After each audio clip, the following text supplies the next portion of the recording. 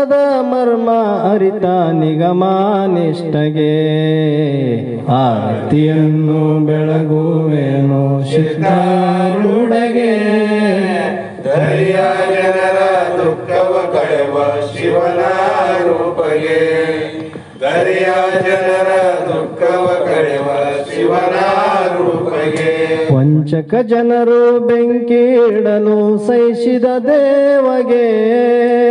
ವಂಚಕ ಜನರು ಬೆಂಕಿ ಇಡಲು ಸಹಿಸಿದ ದೇವಗೆ. ಪಂಚಾಕ್ಷರಿಯ ಮಂತ್ರವನ್ನು ಅರುಹಿದ ದೇವಗೆ ಆರತಿಯನ್ನು ಬೆಳಗುವೇನು ಸಿದ್ಧಾರೂಢಗೆ. ಧೈರ್ಯ ಜನರ ದುಃಖವ ಕಳೆವ ಶಿವನ ರೂಪಗೆ. ಧೈರ್ಯ ಜನರ ದುಃಖವ ಕಳೆವ ಶಿವನ ರೂಪಗೆ. ಪಂಚಕೋಶ ಪಂಚಪಾಶಗಳ ಹರಸಿದ ದೇವಗೆ. ಪಂಚಕೋಶ ಪಂಚಪಾಶ ಹರಿಸಿದ ದೇವಗೆ. ಸಂಚಿತಾದಿ ಕರ್ಮವನ್ನು ದಯಿಸಿದ ದೇವಗೆ ಆರತಿಯನ್ನು ಬೆಳಗುವೇನು ಸಿದ್ಧಾರೂಢಗೆ. ಧರೆಯ ಜನರ ದುಃಖವ ಕಳೆವ ಶಿವನ ರೂಪಗೆ. ಧರೆಯ ಜನರ ದುಃಖವ ಕಳೆವ ಶಿವನ ರೂಪಗೆ. ಓಂ ಚೈತನ್ಯಂ ಶಾಶ್ವತಂ ಶಾಂತಂ ವ್ಯೋಮಾತೀತಂ ನಿರಂಜನಂ ನಾದಬಿಂದುಕಾತೀತಂ ತಸ್ಮೈ ಶ್ರೀ ಗುರುವೇ ನಮಃ. ಶ್ರೀಮಜ್ಜಗದ್ಗುರು ಸಿದ್ಧಾರೂಢ ಮಹಾರಾಜ್ ಕಿ ಜೈ. ಶ್ರೀ ಸದ್ಗುರು ಶಿವಪುತ್ರ ಮಹಾರಾಜ್ ಕಿ ಜೈ. ಶ್ರೀ ಸದ್ಗುರು ಬಸವಾನಂದ ಮಹಾರಾಜ್ ಕಿ ಜೈ. ಶ್ರೀ ಸದ್ಗುರು ಹನುಮಂತ ಮಹಾರಾಜ್ ಕಿ ಜೈ. ಸಕಲ ಸಾಧು ಸಂತ ಮಹಾರಾಜ್ ಕಿ ಜೈ. ಜಯ ಮಂಗಲಂ ಜಯ ಪಾರ್ವತಿ. ಸರ್ ಫೋನ್ ಕಟ್ ಮಾಡ್ರಿ.